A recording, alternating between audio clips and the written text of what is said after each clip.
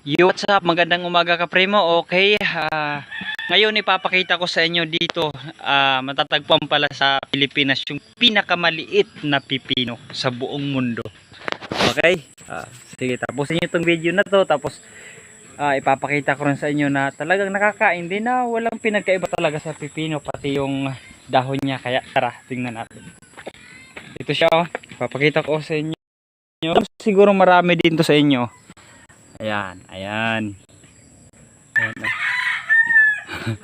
Para lang siyang tableta na ano. Ayan.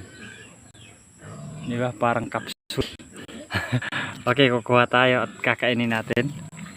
So, kainin natin. Pero nakatry na ako nito. Inulam ko sa kanin. Nilagay ko sa, sinawsaw ko sa suka. Okay. Ha? Masarap siya. Wala ring pinagkaiba talaga sa pipino. Mas masarap nito, may suka ka rin. Mas masarap yung hindi pa siya masyadong hinog.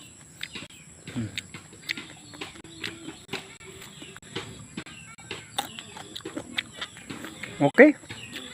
Okay. Pag meron to sa bakuran nyo, kainin nyo na kasi sausaw nyo sa suka. Yan.